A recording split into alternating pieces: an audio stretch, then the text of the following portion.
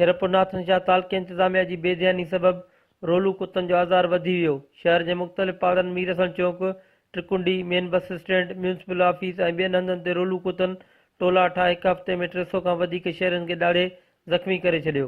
तंहिं बावजूदि इंतिज़ामिया उन तरफ़ को ध्यानु ॾिनो आहे, जंहिं बाबति तालुके अस्पताल में मौजूदु डिप्टी DHO डॉक्टर कुर्बान सियाल सिंध TV न्यूज़ सां ॻाल्हाईंदे चयो त म्यूनिसिपल इंतिज़ामिया कुता ख़तमु न कराए त अञा मरीज़नि जो अंगु वधंदो।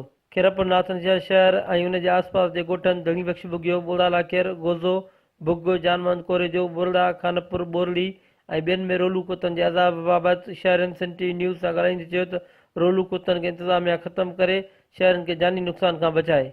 रोलू कुतनि जो बि अज़ाब थी वियो आहे।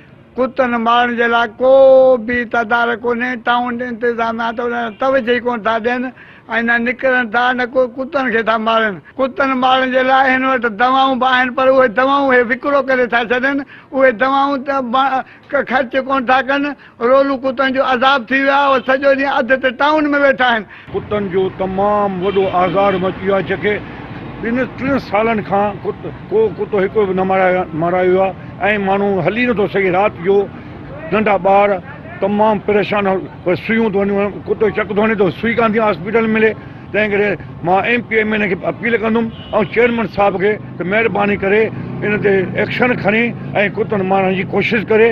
शहर में रोलू कुता वधी विया आहिनि। घिटियुनि जी सफ़ाई बि हिकु त थियनि बि कोन थियूं। वॾो आराम अची विया, सफ़ा ज़ुल्म लॻो पियो आहे। इन लाइ को अपील आहे त कुझु कयो वञे। ज़रूरत उन ॻाल्हि जी आहे त मक़ामी चूंडियल नुमाइंदनि खे घुर्जे त खेरपुर नाथन शाह में रोलू कुतनि जे ख़ात्मे लाइ हंगामी बुनियादनि ते उपाउ वठनि ऐं तालुके इंतिज़ामिया खे उन कम लाइ पाबंद बणाइनि त जीअं शहरी सुख सां घुमी सघनि। कैमरामैन ख़ालिद चन्ना सां गॾु अकील सुमरो, सिंध TV न्यूज़, खेरपुर नाथन शाह।